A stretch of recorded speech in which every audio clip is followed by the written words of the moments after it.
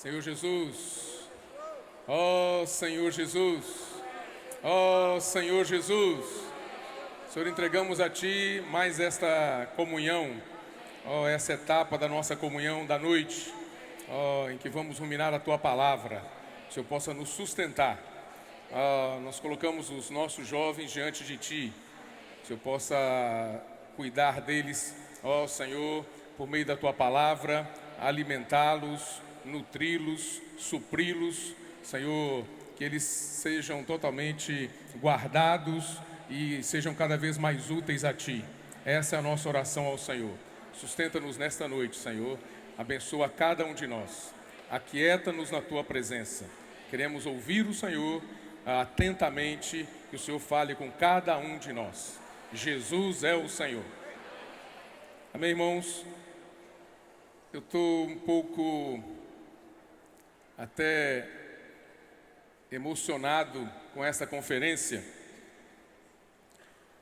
porque eu tenho percebido que o Senhor tem um carinho muito grande por cada um de nós, cada um dos jovens, dos irmãos e das irmãs, e tem aberto o coração dele para nós nessa conferência. Não só durante as reuniões, as mensagens em si, mas todo o ambiente aqui na estância está muito gostoso, muito favorável, muito propício para o crescimento da vida de Deus em nós. Os momentos que nós temos tido também, as palestras, muitas orientações importantes para a nossa vida em todos os campos. Realmente, irmãos, eu não tenho palavras para agradecer o Senhor por tudo que está acontecendo aqui. Palestra para os universitários, as irmãs sendo cuidadas, os irmãos que precisam de orientação na área profissional, irmãos, palavras de libertação, de ajuda, todo tipo de comunhão saudável o Senhor tem dispensado para nós. E nós que estamos aqui somos bem-aventurados. E nós temos uma responsabilidade, fazer com que essa palavra e com que a direção que o Senhor está dando para nós alcance também outros jovens, alcance outras pessoas. Amém? Vocês aceitam esse desafio? Não ficar só para vocês? Vamos levar para frente? Toda a ajuda que vocês estão recebendo aqui? Irmãos, eu fico pensando, se nós fôssemos investir alguma coisa, algum dinheiro, financeiramente, para ter o que nós estamos tendo aqui nessa conferência, nós não íamos conseguir. Eu acho que nenhum de nós aqui ia conseguir pagar. É um valor inestimável. Eu não sei se esse é o sentimento de vocês. É claro que nem todos estamos podendo participar de todas as palestras, de todos os momentos. Mas eu queria encorajar você que não participou de todas, depois procure ouvir de alguma forma, não é? Pela internet, pelo portal do Instituto, pelo site, mensagem das conferências. Nós esperamos que essa palavra realmente se multiplique e ajude muitas e muitas pessoas. Amém? Vocês estão alegres? Estão mesmo? Amém. Então vamos continuar, irmãos. Eu não tenho um PowerPoint para mostrar para vocês hoje à noite. Eu vou... mas eu tenho pelo menos uma porção do Espírito que os irmãos que me antecederam têm. Então eu vou usar essa porção do Espírito para poder compartilhar com vocês, tá bom? Eu tentei até colocar uma roupa nova, mas depois da reunião da manhã minha roupa se molhou todinha, tomei um banho, né? Então nem roupa nova eu tenho, né? Foi toda ensopada, mas eu tenho o Espírito, a porção que vocês também têm, não é? E vamos ter essa comunhão doce aqui no Espírito, amém? Amados, então nós lemos o título, o tema geral dessa conferência é o amor, o caminho sobremodo excelente. O título desta mensagem, da nossa comunhão de hoje à noite, é dar a vida pelos irmãos. É isso? Devemos dar a nossa vida pelos irmãos. 1 João capítulo 3, versículo 16. Nós não podemos falar de amor sem falar de cuidado mútuo, de apacentamento, de acompanhamento das pessoas que estão à nossa volta. Então nós colocamos como título dar a vida pelos irmãos, mas o nosso sentimento, o sentimento do nosso coração é muito mais amplo. Nós não queremos dar só a vida pelos nossos irmãos, mas queremos dar a nossa vida por todas as pessoas. Até mesmo aquelas pessoas que ainda não tiveram a oportunidade de crer no Senhor, nós queremos nos doar para que elas tenham a oportunidade de crer no Senhor. Vocês têm esse sentimento também? Então não só dar a vida pelos irmãos, né, aquelas pessoas que o Senhor já ganhou, já conquistou, já fazem parte dessa família maravilhosa, do corpo de Cristo, mas também nós temos que buscar ainda outras pessoas e trazê-las para essa comunhão maravilhosa. Então o nosso coração tem que ser sempre muito alargado. Irmãos, espero que o Senhor me dê graça para falar tanta riqueza que há nessa palavra. Nós queremos começar falando que nesses últimos meses, o Espírito, por meio do irmão Dong, nos levou a ver 4 livros da Bíblia que compõem o coração dos escritos de Paulo e, por que não dizer, o coração das Escrituras Sagradas, de toda a Bíblia. Além desses 4 livros, o Senhor nos mostrou também o livro, junto com esses 4 livros, o Senhor nos mostrou também o livro de Filemon.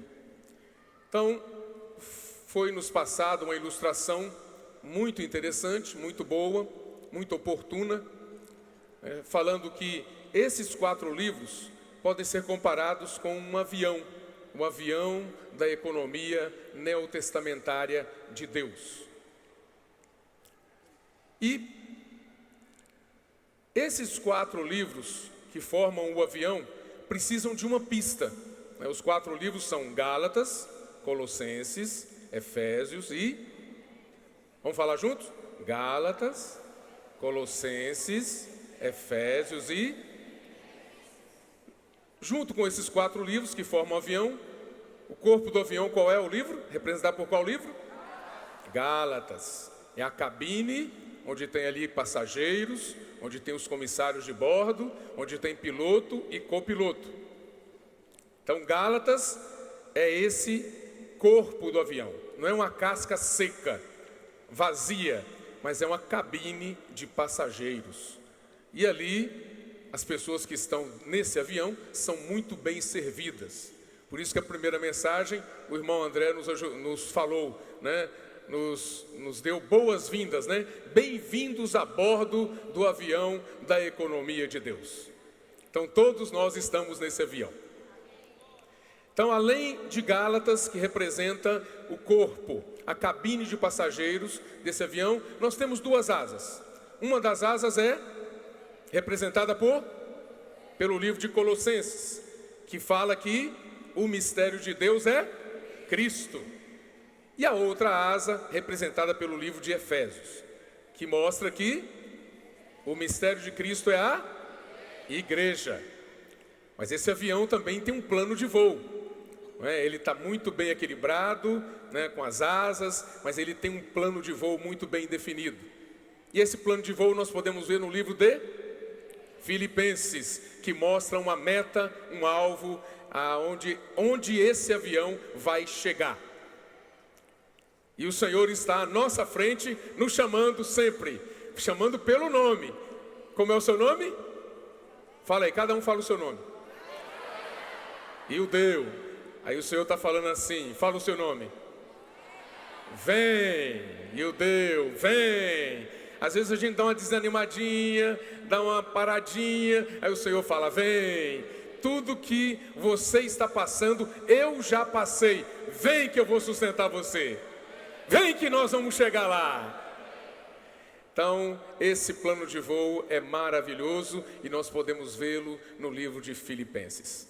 Além disso, irmãos, esse avião, ultimamente o irmão Dong tem falado muito para nós sobre a pista de decolagem e pouso dessa aeronave celestial. Então, essa pista, irmãos, é representada pelo livro de Filemon. E o livro de Filemão, o que nós temos ali no livro de Filemão?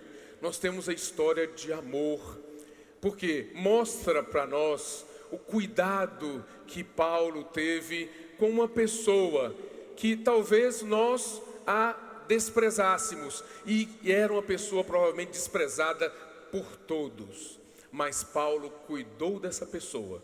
O nome dessa pessoa é Onésimo. Onésimo significa útil, mas essa pessoa, esse Onésimo, não tinha a realidade do nome dele. De útil ele só tinha um nome, mas na prática ele era um inútil. Ele foi uma pessoa que defraudou o seu senhor, o seu amo, extorquiu, roubou, levou embora tudo, gastou tudo e ficou na pior. E naquela situação de penúria, o apóstolo Paulo teve um contato com ele. Nós imaginamos que ele ia buscar algum tipo de comida, onde Paulo estava aprisionado ali em Roma, mas ele estava numa prisão domiciliar. A gente imagina que essa pessoa ia lá buscar um pouquinho de comida, porque ele não tinha nem o que comer. E Paulo, nesse momento, ajudou essa pessoa não só com alimento físico, mas também deu para essa pessoa um alimento espiritual. Cuidou dessa pessoa. Isso que o irmão Dong falou para nós antes do início dessa conferência, falou: vocês que estão cuidando dos jovens, servindo os jovens, vocês precisam cuidar deles como Paulo cuidou de Onésimo, com paciência, com perseverança, atentando muito bem para eles, não desprezando ninguém, não menosprezando ninguém, não descartando ninguém. Todos os jovens podem ser úteis ao Senhor. Se hoje estão passando por problemas, por dificuldades, se eles forem ajudados por vocês, eles vão deslanchar, eles vão crescer e eles vão se tornar úteis ao Senhor. Então, irmãos, Paulo fez um trabalho minucioso com esse Onésimo. Por isso que esse livro de Filemão fala de amor. É uma história de amor, é de cuidado, e isso que nós precisamos fazer uns pelos outros. Amém? Olha para o irmão que está do seu lado, para a irmã que está do seu lado. Olha aí. Olha. Eu sei que você está anotando agora, mas dá uma paradinha. Olha. Isso. Olhou? Eu sei que vocês estão em dúvida porque tem um de um lado, outro do outro, né? Mas vamos definir aí para quem que você vai olhar. Olha aí. Ótimo. Agora fala assim: Senhor. Não, primeiro, pergunta o nome da pessoa que está do seu lado.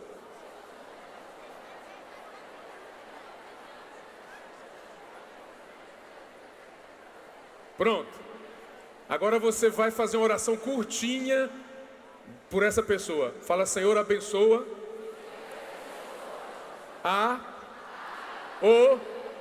fala o nome agora.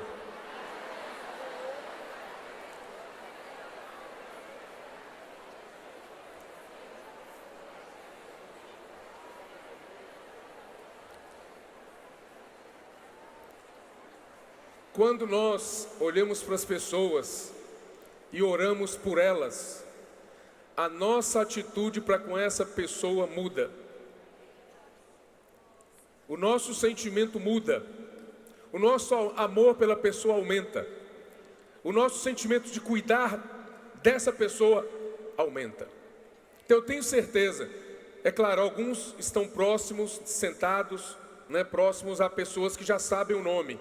Mas se você está sentada perto de alguém que você não sabe o nome e descobriu o nome agora, eu tenho certeza que você vai continuar orando por ela. Você vai levar esse nome gravado, não só na sua cabeça, mas também no seu coração. Faça isso, leva esse nome e ora por essa pessoa. Lembre-se dela. Não foi à toa que Deus colocou essa pessoa do seu lado nesta conferência. Ele quer nos mostrar que precisamos cuidar uns dos outros. Amém? Então não vamos só sentar ao lado das pessoas por sentar. Não vamos nos encontrar com as pessoas na rua e falar: oi, bom dia, boa tarde, boa noite, tudo bem? mas vamos nos interessar mais pelas pessoas. Esse deve ser o sentimento do nosso coração. Foi isso que Paulo fez com Onésimo. Por isso que de inútil ele se tornou útil. O irmão Esas leu o texto bíblico que mostrou para nós isso ontem.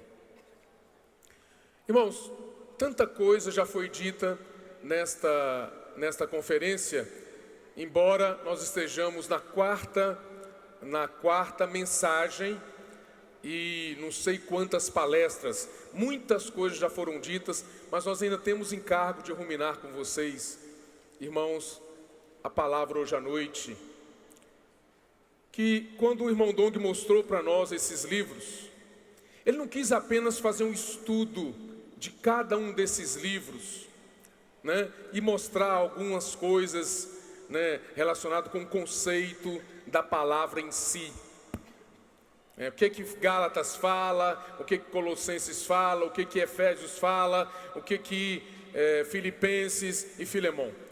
Mas, irmãos, muito mais o nosso irmão quis nos ajudar a ver os antecedentes, em que situação esses livros foram escritos,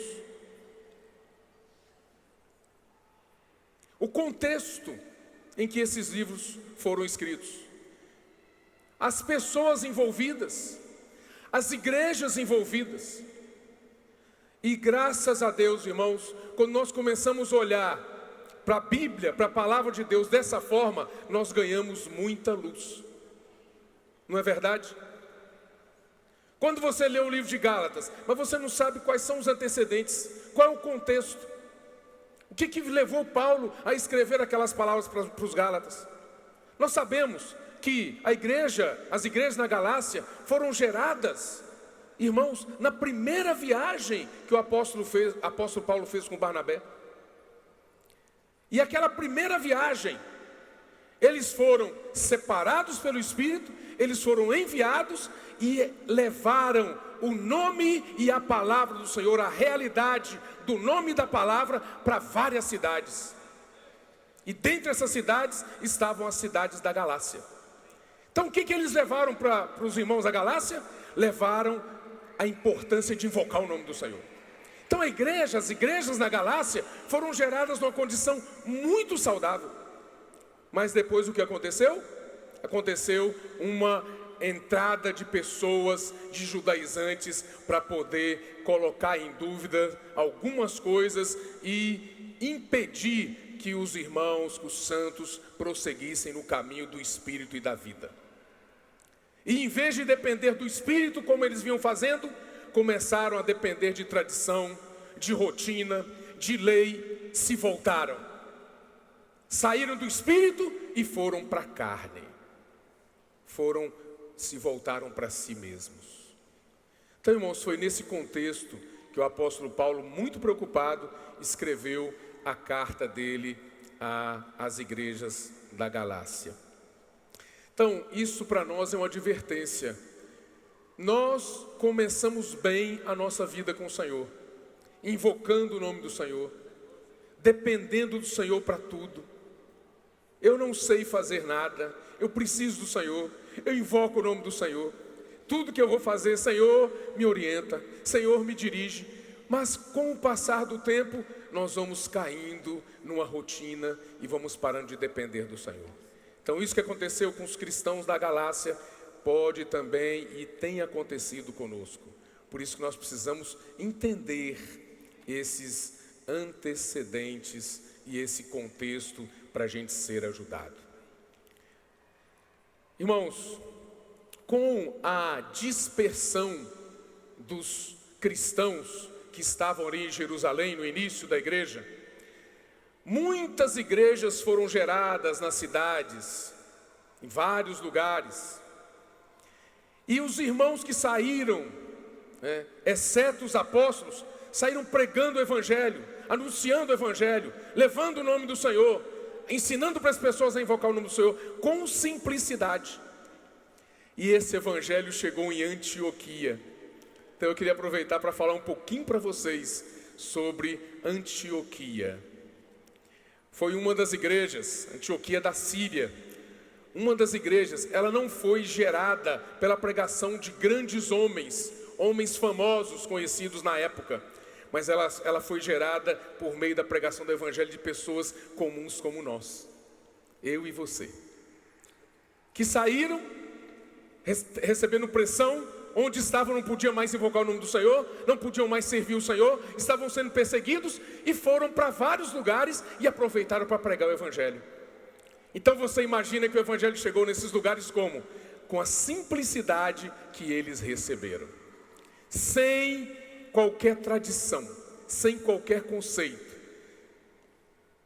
sem qualquer velhice espiritual, chegou em novidade. Então, o evangelho chegou em Antioquia em novidade. A igreja foi gerada ali de uma maneira muito simples. E o que os irmãos ali em Antioquia faziam? Eu queria ler para vocês. O que esses irmãos em Antioquia faziam quando a igreja foi gerada? Na vida da igreja normal ali. Capítulo 13 de Atos, versículo 1. Diz assim: havia na igreja em Antioquia profetas e mestres, Barnabé, Simeão, por sobrenome Níger, Lúcio de Cirene, Manaém, Colasso de Herodes, o tetrarca, e Saulo. Você sabe o que é Colasso? Sabe? O que é? Não? É irmão de leite.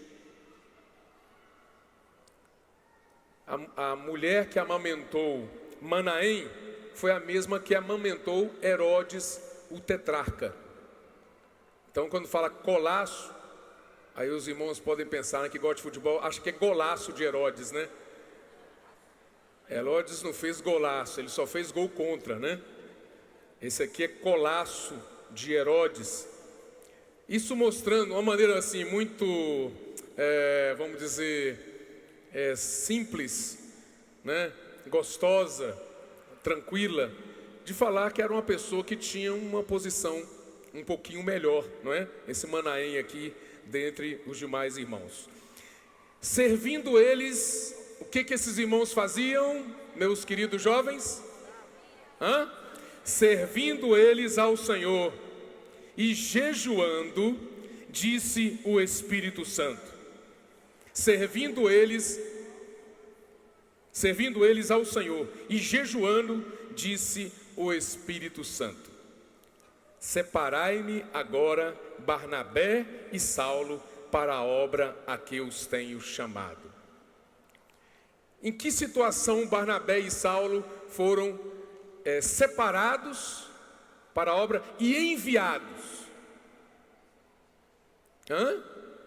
Numa situação normal da vida da igreja, servindo.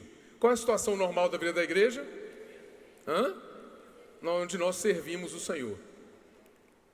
E às vezes nós precisamos de orar, e às vezes nós precisamos de orar com mais intensidade, porque a necessidade é grande e nós precisamos até de orar com jejum. Amém? Mas o jovem também precisa? Também. Não é só o velho? Não. Não são só os irmãos que estão à nossa frente? Não. Você também, jovem irmã, jovem irmão, precisa aprender a orar, gastar tempo na presença do Senhor. E esperamos que as orações de vocês não se limitem apenas às orações feitas nas reuniões da igreja. Amém, irmãos? Vocês precisam também aprender a orar em casa, a se prostrar diante do Senhor. Porque tem sido falado muito nessa conferência, nós temos uma causa.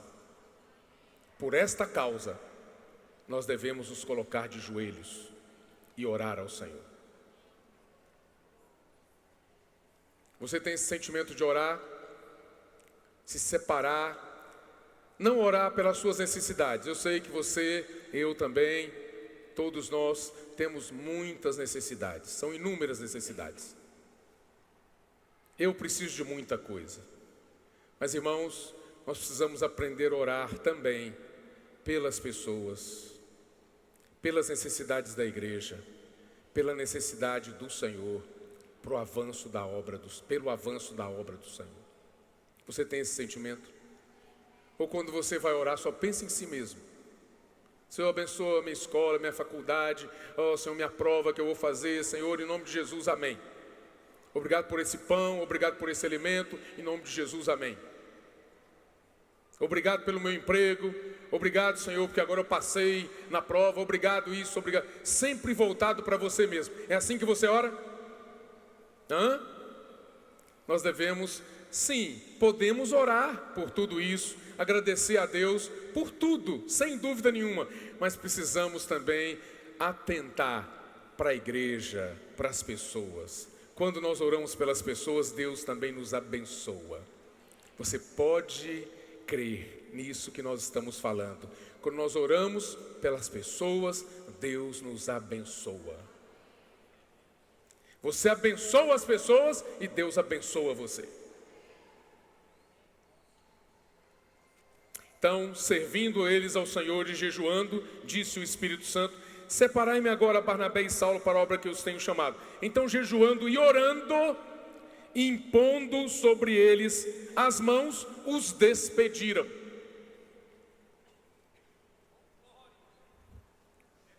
Você quer ser enviado pelo Senhor? Você já foi enviado pelo Senhor. Você foi enviado pelo Senhor para o seu colega de escola, para o seu colega, aqueles que já trabalham, colega de trabalho, seu chefe, alguns aqui já, alguns até, né, são até empresários, têm até subordinados, funcionários. Deus enviou você para essas pessoas. Alguns têm alguma posição de chefia nas empresas. Deus enviou você para cuidar daquelas pessoas, não só da área técnica, da área profissional, mas para alimentar espiritualmente as pessoas. Amém? Você já foi enviado? Mas Deus quer enviar, quer dar responsabilidade maior para você. Quando você abraçar a responsabilidade pela sua casa, pelos seus amigos, pelos seus vizinhos, pelos seus colegas, Deus vai ampliando o seu coração. Vai falar assim: essa responsabilidade para você ainda é pequena, eu posso aumentar a sua responsabilidade. Aí o Senhor vai nos colocar, não é, para cuidar de pessoas até em outras cidades. Aí nós podemos ingressar no SEAP e viajar, cuidando das pessoas, sendo aperfeiçoados pelo Senhor, alimentando as pessoas com a palavra. Você vai poder fazer comportagem. Você vai poder servir nas unidades Bucafé espalhadas aí pelas cidades afora. A sua responsabilidade vai aumentando. Então, irmãos, tudo começa com oração. O irmão Dong falou para nós, para os irmãos do Cone Sul, foram ter comunhão com o irmão Dong lá em São Paulo outro dia, semana passada, acho que foi. Aí irmão Dong falou para eles: olha, está ocorrendo, né, vocês estão cuidando do México, os irmãos da região do Cone Sul, que cuidam do México, que levaram a palavra. Nós vimos falar em México. Puxa, o que vocês acharam dos testemunhos hoje de manhã, hein? Fala aí, diga aí. Quem derramou lágrimas aqui? Eu derramei lágrimas. Eu derreti. Aliás, para eu chorar é a coisa mais fácil do mundo. Mas foi muito comovente. Puxa, cada testemunho maravilhoso. Irmãos, então falando do México, o irmão Dong virou para os irmãos do Cone Sul e falou: olha, graças ao Senhor pelo trabalho que está sendo realizado ali no México, mas nós precisamos avançar mais. Por isso que o Senhor está fazendo um chamamento para uma força-tarefa lá no México. Então o irmão Dong pediu para alguns irmãos que têm feito um bom trabalho aqui no Brasil, em algumas regiões, pediu para esses irmãos darem um apoio maior lá no México. Então, irmãos, aí o irmão Dong deu uma dica. Falou assim: olha, quando nós vamos realizar a obra do Senhor, não é fácil gerar pessoas pregar o evangelho, alcançar as cidades, gerar igrejas. A luta espiritual é muito grande. Então qual foi a dica que o nosso irmão deu para nós? Para os irmãos lá de Cone Sul, e eu estava junto, aproveitei, né? E peguei o encargo. Quando você chegar num lugar, num país, numa cidade, numa região, a primeira coisa que você deve fazer é ter um mapa daquele lugar. Consegue um mapa, maior que você puder. Põe aquele mapa ali. E vamos orar em cima daquele mapa. Irmãos, não sei se você sabe, mas você é fruto de oração de alguém. Você não está aqui por acaso. Não é obra do acaso. Alguém derramou lágrimas. E às vezes não poucas, muitas. Por você. E por mim. Então, irmãos, para nós chegarmos também nas cidades, para que o trabalho, para que a obra seja realizada, nós precisamos, sobretudo, depender do Senhor. Nós temos várias técnicas, várias formas de alcançar as pessoas. Podemos fazer um bom planejamento, podemos fazer uma boa programação, fazer uma boa agenda, mas o Senhor tem que estar acima de tudo isso e à frente de tudo isso. Então nós temos que colocar o mapa, nos dobrar, nos curvar e orar diante do Senhor. Gemer até. Nos humilhar, nos esvaziar. Quando a gente fala de oração, eu queria só chamar a atenção de vocês para uma coisa. Quando a gente fala de oração, não é oração blá, blá, blá, blá, blá, blá, blá, mas é o princípio da oração. É o sentimento da oração. Você pode estar andando no ônibus com o espírito de oração. Não é só quando você está parado ali e usa algumas palavras, algumas frases, aquilo é oração. Sim, também. Mas o mais importante é você ter o espírito de oração. E aí você vai estar sempre com encargo pelas coisas do Senhor. Onde quer que você esteja, você vai estar sempre com encargo, olhando para as pessoas com um olhar diferente. Você não vai olhar para elas de uma forma comum, como todo mundo olha, mas você vai olhar diferente.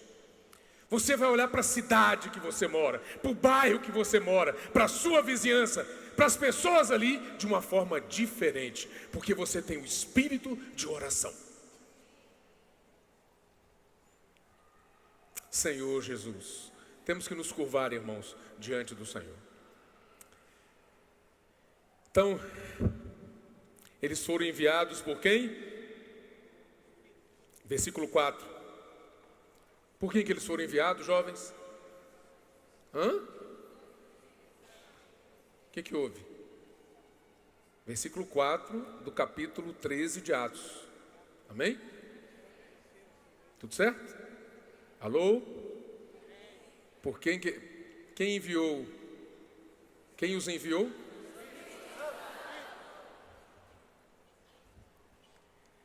Enviados, pois, pelo Espírito Santo, desceram a Seleucia e dali navegaram para Chipre.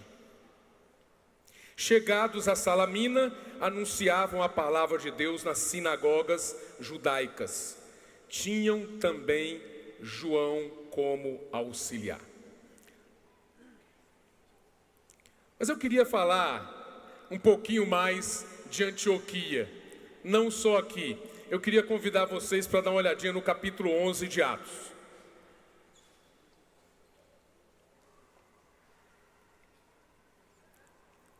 Eu estou fazendo de trás para frente, né?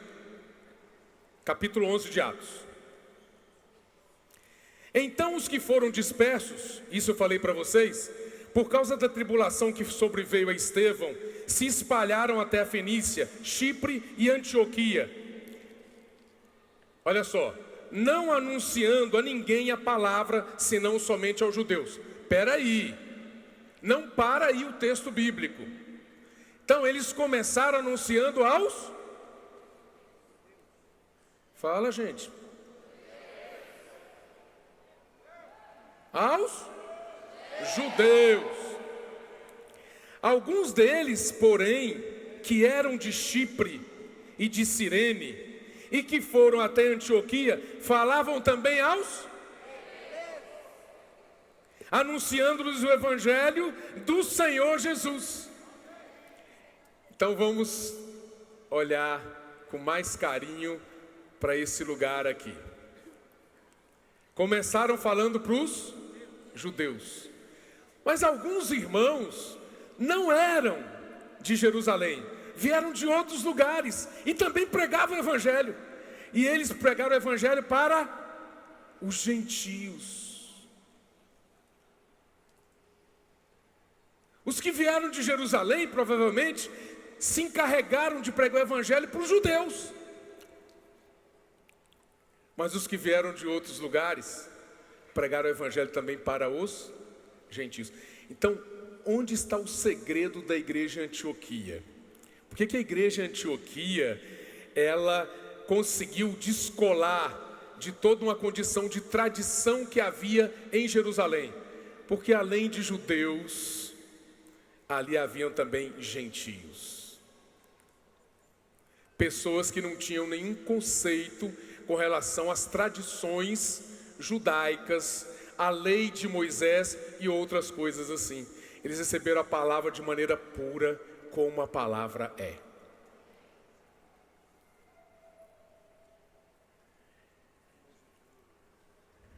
Que mais?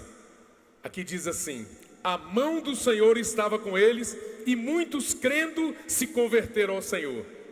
A notícia a respeito deles chegou aos ouvintes da igreja que estava em Jerusalém.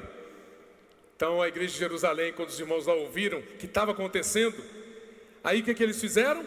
Enviaram Barnabé a Antioquia. Tendo ele chegado e vendo a graça de Deus, alegrou-se e exortava a todos a que com firmeza de coração permanecessem no Senhor. Barnabé ficou alegre com o cenário, com o ambiente que ele viu em Antioquia. Quando você chega num ambiente que o Senhor, que o Espírito tem liberdade e está atuando, você fica alegre. Por isso que nós temos que preservar no nosso meio sempre o Espírito. Por isso que nós precisamos sempre invocar o nome do Senhor, negar a nós mesmos.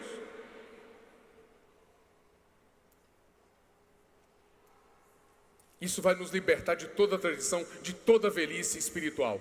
E não vai acontecer aquele ciclo que o irmão Esdras mostrou para nós.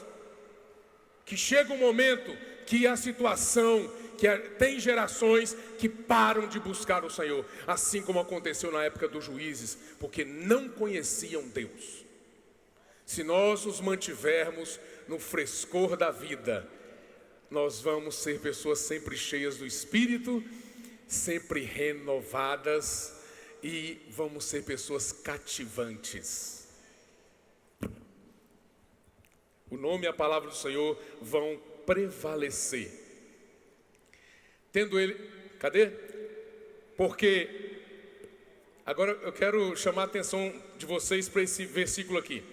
Porque ele era homem bom, cheio do Espírito Santo e de fé. E muita gente se uniu ao Senhor. Irmãos, está falando aqui de Barnabé. Ele era um homem bom,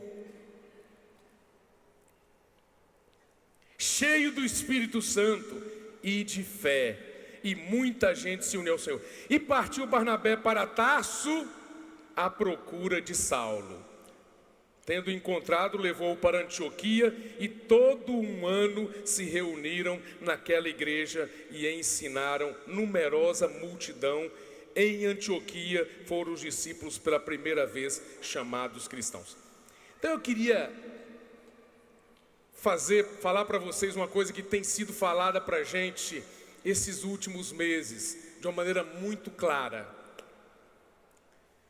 Qual a diferença do ambiente que havia na igreja em Jerusalém para o ambiente que havia na igreja em Antioquia?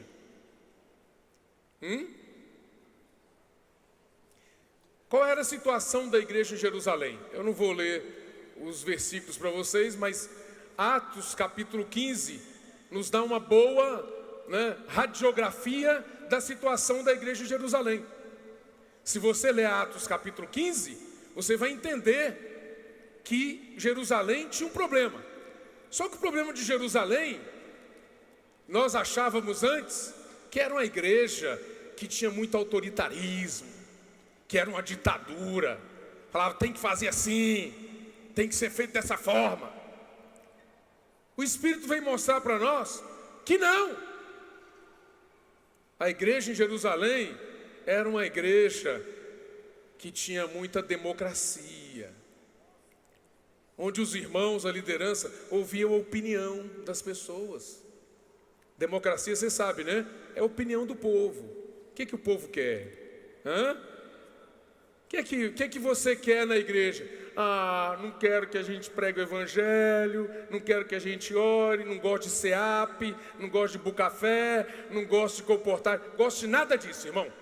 Eu gosto só de ler a Bíblia e tá. Ótimo, você gosta de ler a Bíblia, mas além de ler a Bíblia, você precisa aproveitar para praticar o que você lê na Bíblia. Por isso que os irmãos nos ajudam com essas ferramentas. As ferramentas, elas não vieram para nos maltratar, para nos matar, para nos descartar, mas elas vieram para nos ajudar a exercitar o Espírito. Olha, vira e mexe, eu já estou com, acabei de fazer 59 anos de idade. Amém? Amém. É 5.9 que eu falo. Aumentando a potência espiritual, Vira e mexe, irmãos. Eu procuro visitar o SEAP, procuro visitar o Bucafé, procuro fazer comportagem. Dentro do meu tempo limitado, eu preciso estar envolvido com essas coisas. Não tem nada que justifique o meu não envolvimento. Não tem tempo, eu tenho um monte de coisa para fazer, muitas responsabilidades. Não, eu preciso separar um tempo para dedicar a esses assuntos que me ajudam a ser renovados. Por quê? Por meio do SEAP, por meio da comportagem, por meio das unidades de Bucafé, eu vou ter contato com gente permanentemente. Por isso que o inimigo não gosta desses lugares. Porque ele não gosta de ver você alegre. Ele não gosta de ver você desfrutando. Ele gosta de ver você passando o tempo na vida da igreja, só levando as coisas com a barriga. Isso ele não teme. Mas se você for um jovem e uma jovem ativo, efetivo, atuante, frutífero, ele teme você. E se você participar dessas ferramentas, desses itens, você vai ser uma pessoa renovada permanentemente. Porque nós não sabemos como pregar o evangelho, não sabemos como abordar as pessoas, não tem como a gente tirar um diploma de abordagem de pessoas. Cada pessoa é um ser humano diferente, tem uma cabeça diferente da outra. Como fazer para levar o evangelho para as pessoas? Eu preciso depender do Senhor. Senhor Jesus, Senhor Jesus, Senhor Jesus. Irmãos, graças ao Senhor por essa pessoa que nós temos aqui. Sim, então o ambiente, eu queria concluir, O ambiente de Jerusalém era um ambiente tradicional, religioso. Os irmãos caíram numa rotina. Isso é o que nós vemos registrado em Atos, capítulo 15. E o ambiente em Jerusalém era um ambiente de quê? Dependência do Senhor, de oração, de comunhão íntima, o que eu falei? Eu falei só para saber se vocês estavam prestando atenção. O ambiente de Jerusalém era de velhice, de apatia, de tradição, de, que mais? Rotina. E o ambiente de Antioquia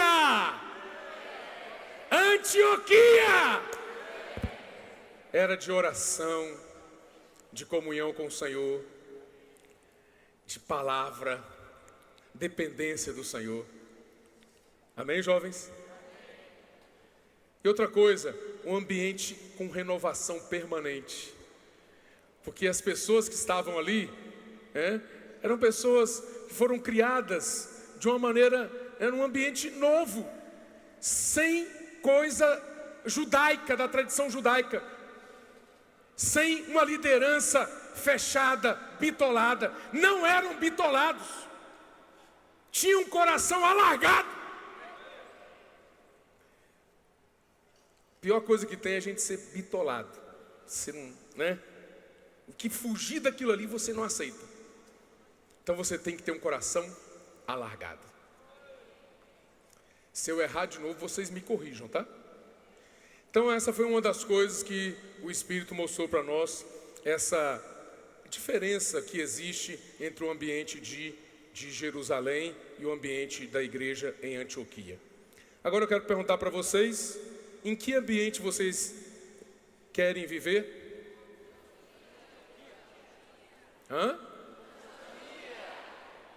Ixi, mas vocês estão fraquinhos, hein?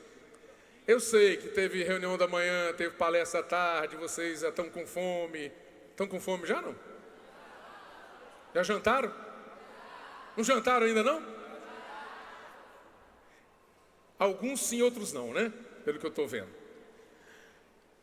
Então vamos falar em que ambiente, que modelo de igreja nós queremos estar.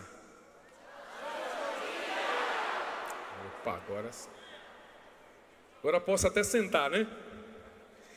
Então, irmãos, esse era o ambiente maravilhoso que havia em Antioquia. Bom, mas eu queria falar sobre uma pessoa aqui chamada Barnabé. Nós falamos aqui, já citamos Barnabé.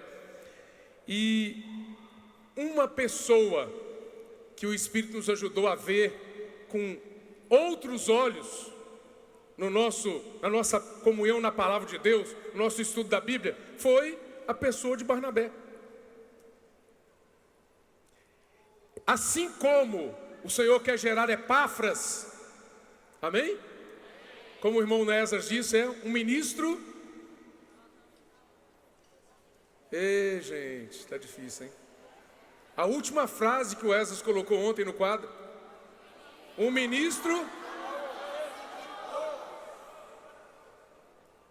Vocês estão com a memória curta, é? Então vamos falar junto. Um ministro. Quem é? Epáfras. Fala assim, eu sou um Epáfras. Então, além de Epáfras, nós também precisamos de Barnabés. Quem era Barnabé? Você sabe quem era Barnabé? Quem era? Irmã, você? Quer falar primo de João Marcos? João Marcos, certo. Quem era Barnabé? Nós lemos aqui, né? Ele era um dos profetas e mestres na igreja de Antioquia, né? Mas eu queria mostrar para vocês um pouquinho sobre Barnabé. Vamos lá. Atos capítulo 4.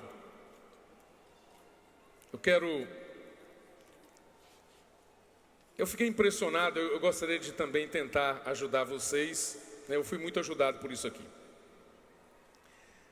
Atos capítulo 4, versículos 36 e 37. Aqui é o primeiro lugar, é o primeiro registro do nome de Barnabé, tá certo? É isso? Podemos dizer assim? Então vamos lá. Eu vou ler para vocês, tá bom? Prestem atenção, atenção.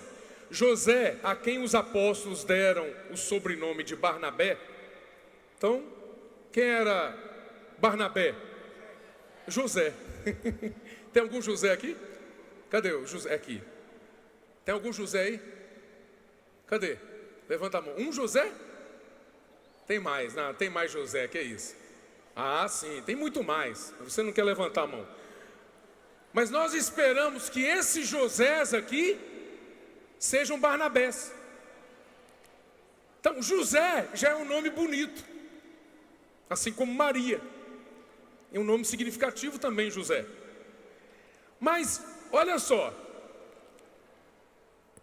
José, a quem os apóstolos deram o sobrenome de Barnabé, que quer dizer filho de exortação ou de consolação, levita, natural de Chipre.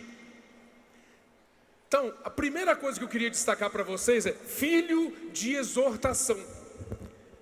Barnabé foi o sobrenome dado a José, não porque ele era uma pessoa, né, tinha cara de Barnabé. Você tem cara de Barnabé. Não. É porque ele tinha responsabilidade, ele tinha incumbência, ele tinha função, ele cuidava de alguém. Então, foi dado a ele um sobrenome que dizia respeito à pessoa dele, à característica dele, ao viver dele. Ele era uma pessoa que ajudava as outras, ele exortava, ele consolava, ele cuidava. Amém, irmãos? Você quer ser um Barnabé? Já desde jovem? Desde jovem. Não precisa ficar velho para virar Barnabé, né? As irmãs também podem ser irmãs Barnabés. Amém, irmãs? Irmãos e irmãs Barnabés. Natural de Chipre. É natural, né, lá de Chipre, e a gente daqui a pouco vai falar sobre isso daí, né, porque que ele voltou lá para Chipre e tal, depois do início da obra e assim por diante. Então veja bem, versículo 37, como tivesse um campo, eu quero chamar a atenção de vocês. Como tivesse um campo, vendendo, trouxe o preço e o depositou aos pés dos apóstolos. Amém? Então Barnabé, ele de fato foi uma pessoa consagrada ao Senhor. Quando a pessoa coloca a mão no bolso, pega uma propriedade e vende e deposita aos pés dos apóstolos, para quê? Para contribuir com o avanço da obra do Senhor. É uma pessoa que ele não tem nada para si mesmo. O que ele é, o que ele faz, o que ele tem é de Deus.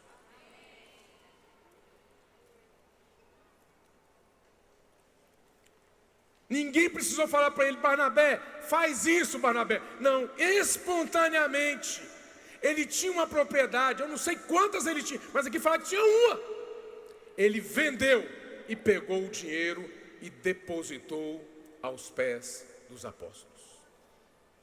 Jovens, o irmão Amir ontem falou, nós vamos ter a oportunidade de ofertar aqui, nessa conferência. Vamos depositar, vamos ofertar o nosso coração. O Amir compartilhou várias experiências que ele tem de ofertas, a gente riu, achou engraçado, mas a experiência dele se parece muito com a nossa. Nós fazemos muitas contas de chegada para ofertar.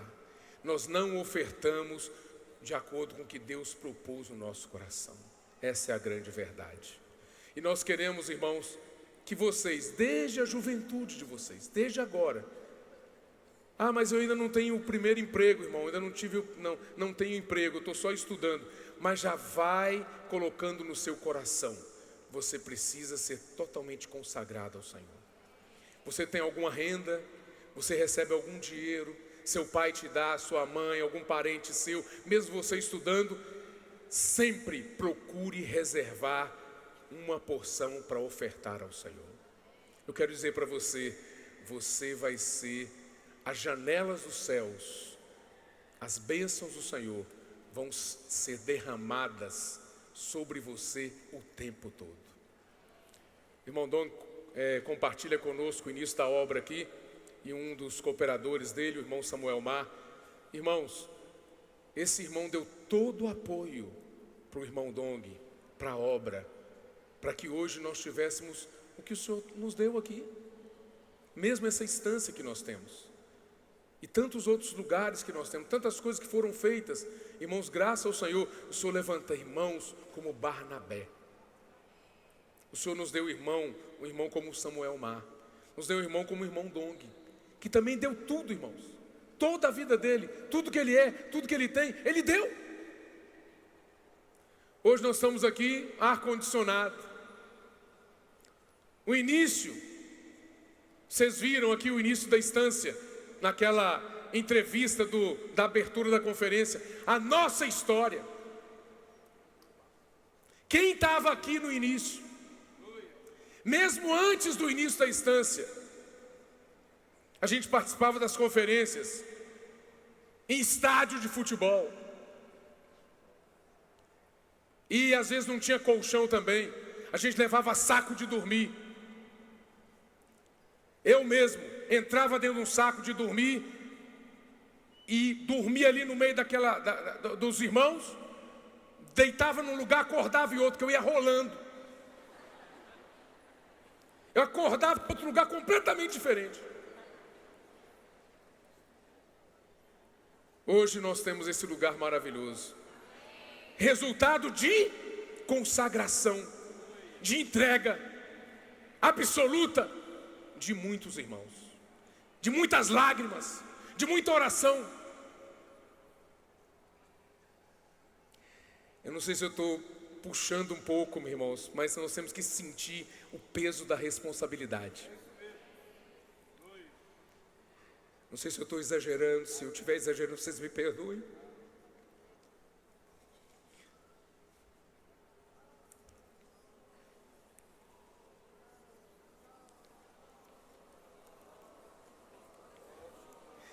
Então, irmãos, Barnabé, depois do capítulo 4,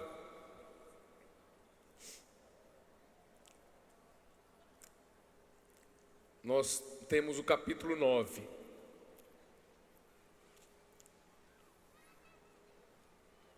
Versículo 26 de Atos, capítulo 9 de Atos, versículo 26. Tendo chegado a Jerusalém, procurou juntar-se com os discípulos. Todos, porém, o temiam, não acreditando que ele fosse discípulo. Sabe a quem está se referindo aqui? A Paulo. Mas Barnabé, tomando-o consigo, levou aos apóstolos e contou-lhes como ele vira o Senhor no caminho e que este lhe falara, e como em Damasco pregara ousadamente em nome de Jesus. Estavam eles em Jerusalém, entrando e saindo, pregando ousadamente em nome do Senhor. Mas aí, irmãos, Paulo, na fase inicial da vida dele, ele teve tantas revelações que ele discutia com as pessoas. Aí sabe o que aconteceu? Eu queria só chamar a atenção de vocês para mostrar que Barnabé ajudou Paulo. Ele introduziu Paulo na comunhão com a liderança da igreja em Jerusalém. Os irmãos tinham medo dele. Os irmãos não acreditavam que Paulo tinha realmente mudado, porque ele era um perseguidor da igreja, implacável.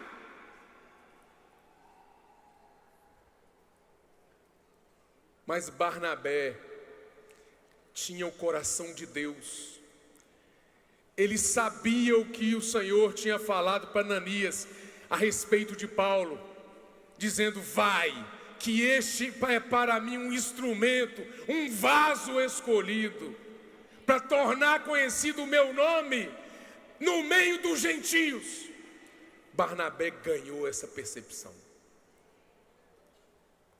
Barnabé olhava para as pessoas não de acordo com o conceito dele, não de acordo com o que as pessoas fizeram no passado, mas ele olhava para as pessoas de acordo com Deus, com o coração de Deus. Nós descartamos, Deus acolhe, Deus restaura, Deus muda a pessoa. Nós não acreditamos, mas Deus muda.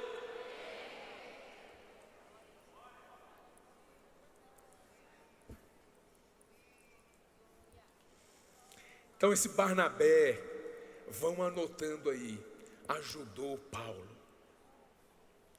Se hoje nós temos 14 epístolas do Novo Testamento, escritas por Paulo, nós devemos agradecer a Deus por Barnabé.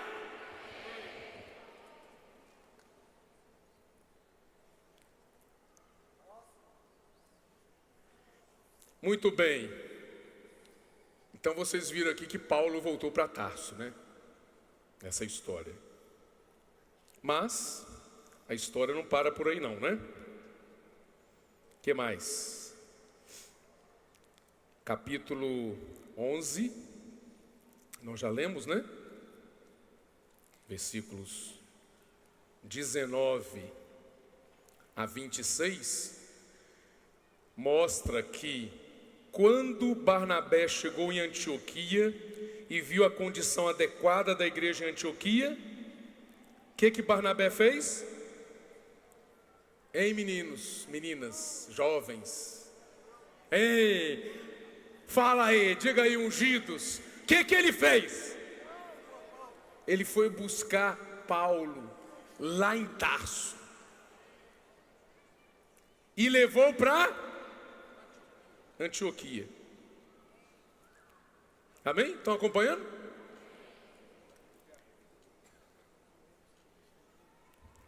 Partiu Barnabé para Tarso à procura de Saulo. Isso aí nós lemos. Não é isso? Aí aqui no finalzinho desse capítulo, diz assim, olha,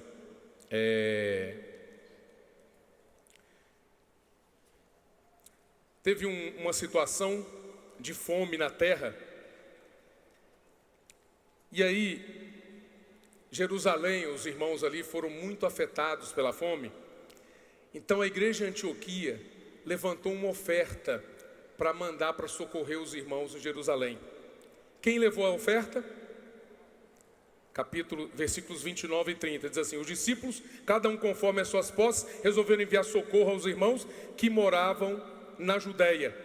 O que eles com efeito fizeram, enviando-os aos presbíteros por intermédio de Barnabé e Saulo. Tá certo?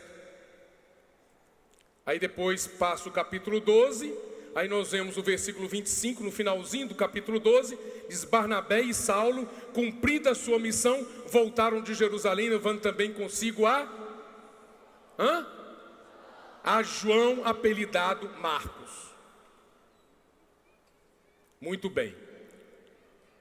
Então eu quero mostrar para vocês agora. Vocês viram que Barnabé ajudou a Paulo. E vocês vão ver que Barnabé ajudou a Marcos também. Amém? Então qual era o Barnabé? Ele está dentro do contexto do tema dessa mensagem aqui, tá ou não está? Hein? Ele se entregava pelas pessoas, né? Então Barnabé, irmãos, estava ali em Antioquia, e quando ele e Paulo foram enviados, eles levaram também consigo a João como auxiliar. Só que João, que é Marcos, foi empreender a primeira viagem missionária junto com Barnabé e Paulo. Ele não resistiu. Ele era jovem, como vocês. Ele não aguentou a pressão da viagem, os sofrimentos, as dificuldades. Ele sucumbiu diante das dificuldades.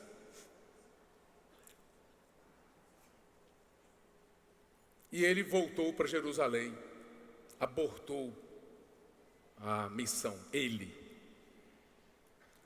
E aí, irmãos, uma pessoa que desiste, vai embora, pula do barco, como é que faz? Qual é a nossa tendência? Desanimar com relação a essa pessoa, não é? Mas Barnabé desanimou? Não. Então, Marcos, ele tinha um Barnabé, que era o primo dele, que não desistiu dele. Mas ele tinha também a mãe dele, que era Maria. Capítulo 12. Quando Tiago foi preso, no capítulo 12 tem esse registro. Tiago, o apóstolo, não é aquele Tiago lá de Jerusalém, tá? É o Tiago apóstolo, é outro Tiago.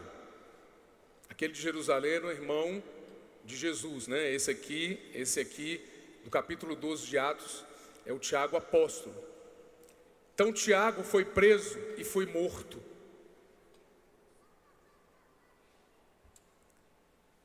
Por Herodes. É isso? E Pedro também foi preso e ia ser morto. E o que aconteceu? A igreja estava orando. Na casa de quem? Na casa de Maria, mãe de Marcos. E o que aconteceu? Aconteceu um milagre. Aconteceu um milagre. Vocês podem ler o capítulo 12 de Atos, que vocês vão ver que aconteceu um milagre. Pedro saiu da prisão, ninguém conseguiu ver Pedro.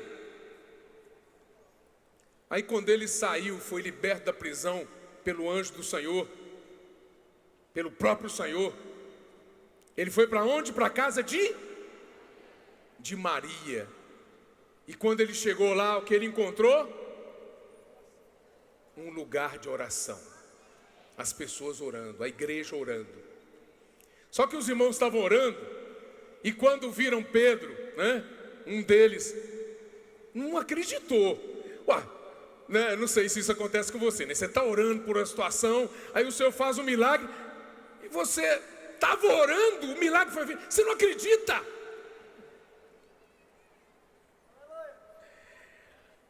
Eles não estavam acreditando que Pedro havia sido libertado. Eles estavam orando, mas eles já estavam, eu creio que, entendendo que assim como Tiago foi morto, Pedro também seria morto. Não sei se eles já tinham jogado a toalha, mas estavam orando. Mas o Senhor ouviu as orações deles e libertou Pedro. Aí quando Pedro chegou, né, foi para casa para casa de Maria, né? Versículo 12 do capítulo 12 diz assim: considerando ele a sua situação, resolveu ir à casa de Maria, mãe de João, cognominado Marcos, onde muitas pessoas estavam congregadas pessoal, muitas pessoas estavam congregadas e oravam. Ah, Senhor Jesus. Eu não vou ler esse texto todo não, depois vocês vão ler, tá bom? Então, esse João Marcos, que era primo de Barnabé, era filho de Maria, e era um menino, um jovem, que era cuidado, tanto por Barnabé como pela mãe, com muito carinho. Então, ele desistiu da primeira viagem. E o que você acha que a mãe dele fez? Falou: meu filho, isso mesmo, viu? Desistiu da primeira viagem, vem cá, fica debaixo do meu, né? Como é que fala? Da minha asa, que mais? Vai estudar, vai cuidar das suas coisas, isso não é para você, meu filho. Será que foi isso que ela fez? Pela história aqui não foi. Aí ainda mais, ela o encorajou. E ele quis voltar. Aí ele quis voltar para a segunda viagem. Mas aí Paulo falou: olha, Eu não estou falando mal de Paulo, mas eu e você provavelmente íamos fazer a mesma coisa. Ele não aguentou a primeira, gente, ele não vai aguentar a segunda, pelo amor de Deus. E nós não temos tempo a perder. Então, esse jovem, irmãos, desistiu da primeira viagem, foi encorajado pela mãe, pelo primo, a voltar, a sair, a fazer o SEAP, a continuar pregando o evangelho. E chega lá, um irmão fala: não, você não pode ir dessa vez ainda, você não vai suportar. Mas aí um outro pega ele e leva ele para outro lugar. Então, nessa situação, Barnabé e Paulo, a Bíblia diz que eles tiveram uma certa desavença por causa de João Marcos. Aí Paulo tomou Silas, foi para um lado, e Barnabé pegou João Marcos e foi para a ilha de Chipre. E a gente entende, irmãos, que ali Barnabé deve ter cuidado dele com muito carinho. Continuou cuidando dele. Não, Paulo fez assim, mas olha, não crie nenhum conceito em relação a Paulo. Continue firme. Vamos avançar. Aí, irmãos, nós entendemos também que depois de Barnabé cuidar de Marcos por um tempo, ele, como tinha esse encargo de introduzir pessoas, né, na comunhão, ele levou Marcos para Pedro, que estava em Babilônia, na Mesopotâmia, né? Pedro estava lá. Aí Barnabé levou João Marcos até ele. Nós cremos que ocorreu assim. E aí Pedro foi cuidando de João Marcos. Ele deve ter se queixado de Paulo. Eu penso, assim, ó, Paulo me deixou ir na segunda viagem, Pedro. Eu estou assim com o coração partido. Sabe o que o Pedro falou com ele? Pedro falou: é isso mesmo, esse Paulo é demais, esse Paulo é duro, deixa para lá. Não, a gente imagina, a gente crê que Pedro ajudou João Marcos. Fala assim: você precisa lavar o seu coração com relação aos irmãos, perdoar os irmãos. Então, irmão, João Marcos perdoou com certeza Paulo no coração dele. Tanto é que esse jovem depois foi aperfeiçoado por Pedro, restaurou a comunhão dele com Paulo e se tornou uma pessoa muito útil. E aí, o que aconteceu? Pedro, tem um texto aqui que fala, né? Vamos ver aqui. André, que é a minha concordância bíblica aí, André, onde está?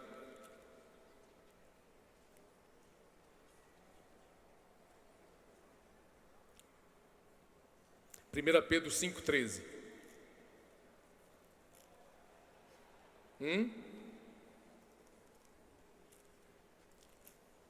Diz assim: aquela que se encontra em Babilônia, também eleita, vos saúda, como igualmente meu filho Marcos.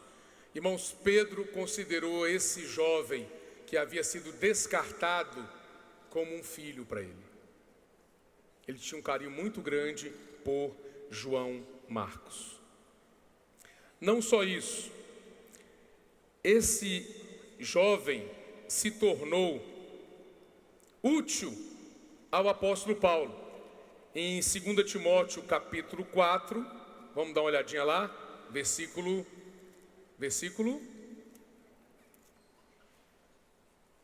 é isso? 2 Timóteo 4, versículo 11.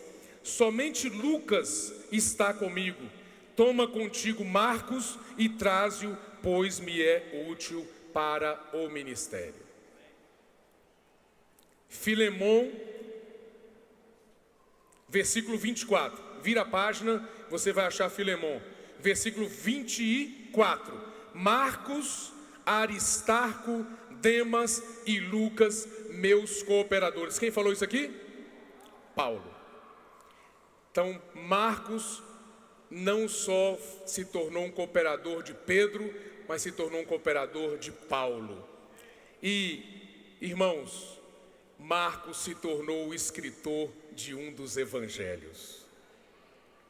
Com certeza, o conteúdo do evangelho de Marcos foi passado para ele por meio de Pedro. A percepção de Pedro, o que ele acompanhou, o que ele viu da história, ele passou para Marcos e ele escreveu o seu evangelho. Agora eu quero perguntar para vocês: quantos livros Marcos escreveu? Isso mesmo, Vocês não responderam, eu respondi sem querer. Quantos livros Marcos escreveu?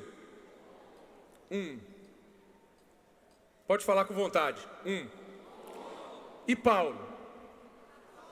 Considerando Hebreus, e alguns estudiosos dizem que é dele também, 14. E Barnabé? Nenhum. 14 de Paulo, mais um de Marcos, 15. Indiretamente nós podemos dizer que Barnabé escreveu 15 livros. Porque ele ajudou Paulo e ajudou a João Marcos. É exagero falar assim, irmão Miguel? Irmão Miguel disse que não, ufa. Graças a Deus, obrigado, Senhor. Falou que não. Não é exagero falar assim. Então, jovens, amados, queridos, nós amamos muito vocês e nós queremos que vocês sejam esse Barnabé e também queremos que vocês sejam esse João Marcos. Amém? Não desanimem, mesmo que vocês sejam restringidos em algum momento, em alguma situação, mas não deixem o fogo do Espírito de vocês apagar, não deixa não. Não fica ouvindo palavra negativa. Olha, o que mais tem a gente falando para a gente não avançar nos caminhos do Senhor, não é verdade? Começa dos seus colegas de escola, de trabalho, os seus amigos, seus vizinhos. Eles falam: o que você está fazendo? Está perdendo sua vida, seu tempo sendo cristão? O que é isso? Indo para a igreja, assim por... Não vamos ouvir essas baboseiras. Vamos continuar firmes servindo o Senhor. Amém? Vamos ser o João Marcos de hoje. Vamos ser os Barnabés de hoje. Amém? Vamos dar nossa vida pelos irmãos? Eu queria ler com vocês mais um textozinho lá em Juízes. O irmão Esdras leu um pedacinho em Juízes. E o livro de Juízes, vocês sabem, né? Os juízes foram introduzidos na história, a época de Juízes. Por quê? Porque teve um problema. A geração nova não foi devidamente cuidada pelo povo de Deus e eles não conheceram Deus.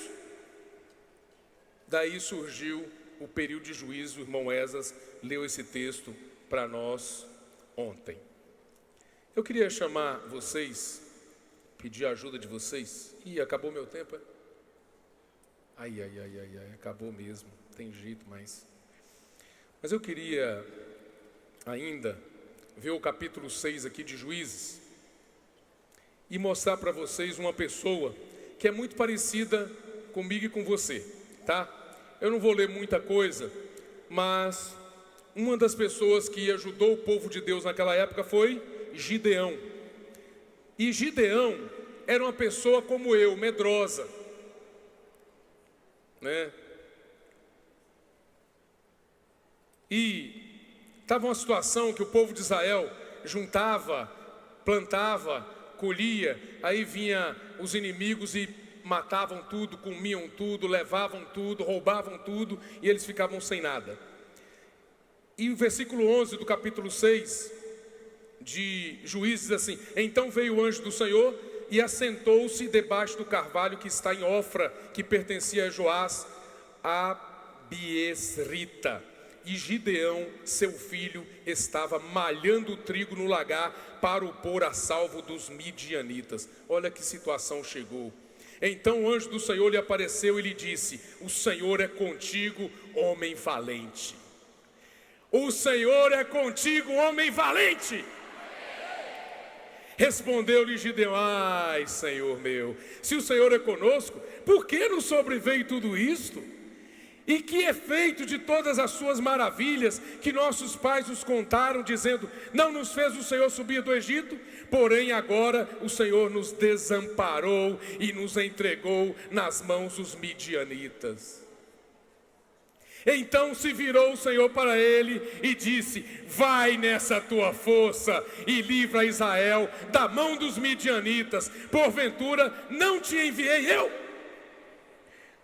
Poxa, ele estava reclamando: não sou nada, não posso, e o Senhor me abandonou. O Senhor: vai nessa tua força. E ele disse: ai, Senhor meu, com que livrarei Israel? Eis que a minha família é a mais pobre, e Manassés e eu, o menor da casa de meu pai. Tornou-lhe o Senhor: já que eu estou contigo, ferirás os midianitas como se fossem um só homem. Amados jovens, por mais debilitado que você esteja, Deus é a sua força. Não se fie na sua capacidade, na sua habilidade. Deposite sua confiança em Deus. Ele é a sua força. Quando ele falou: vai nessa tua força, na verdade era o Senhor sustentando Gideão ali. Ele viu que Gideão estava debilitado. E eu queria concluir então, lendo com vocês um texto de que mesmo? 2 Timóteo capítulo 4. Amém? Amém? 2 Timóteo. É isso? Não, não é 2 Timóteo, é 1 Timóteo, desculpa. Capítulo 4. Versículo 12. Ninguém despreze a tua mocidade. Amém. Vamos ler junto esse versículo? Vamos ficar em pé? Vamos embora? Para descansar um pouco. É o último versículo. Os últimos versículos. Os últimos, segundos aqui da comunhão. Vamos lá, vamos ler junto? Vamos lá, com força, hein? Ninguém despreze a tua mocidade. Pelo contrário, torna-te padrão dos fiéis, na palavra, no procedimento, no amor, na fé, na pureza.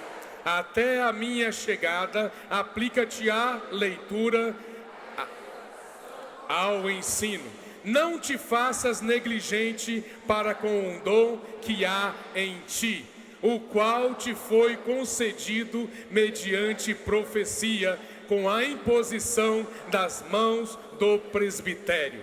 Medita estas coisas e nelas sê diligente, para que o teu progresso a todos seja manifesto. Tem cuidado de ti e de ti mesmo e da doutrina. Continua nestes deveres, porque fazendo assim salvarás tanto a ti mesmo como aos teus ouvintes. Agora, para fechar mesmo e colocar o lacinho, a cereja do bolo, 1 João capítulo 3, versículo 16. Novamente, vamos ler esse versículo. Amém. Nisto conhecemos o amor, que Cristo deu a sua vida por nós, e devemos dar nossa vida pelos irmãos. O lado de Cristo ele fez? Vou perguntar de novo. O lado de Cristo, a parte de Cristo ele fez? E a nossa? Estamos fazendo! Jesus é o Senhor! Irmãos, podem sentar.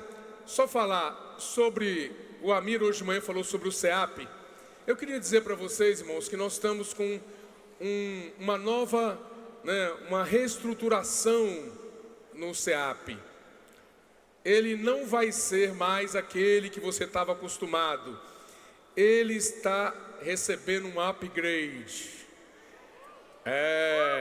O SEAP tem alguns irmãos com muito encargo. Começou lá no Cone Norte com o irmão Leno, o Ami lá em Foz do Iguaçu com os irmãos, e agora em Lorena os irmãos estão fazendo um excelente trabalho de reestruturação para dar uma qualidade melhor para os alunos do SEAP. Em todos os sentidos, os alunos do SEAP vão ser melhor assistidos. Amém, irmãos? Então, aguardem, estamos preparando, alguns lugares já estamos aplicando essas novas metodologias, né? Tem toda uma programação, tem todo um planejamento, e tudo isso, irmãos, em prol do avanço do reino. Amém? E nós queremos que você participe disso. Eita, mas eu não gostei do finalzinho. Nós queremos que você participe disso. Aleluia! Jesus é o Senhor. Vou entregar a reunião para o Marco, porque ele já está ali. Cadê o Marco? Marco Melo? Saiu? É o Kaique, Kaique, amém. Senhor, abençoe esses jovens, Senhor. Senhor, cuida deles. Completa a tua palavra. Abençoa os irmãos que falarão ainda nessa conferência. Somos um com eles. Dispensa para nós o teu encargo. Jesus é o Senhor.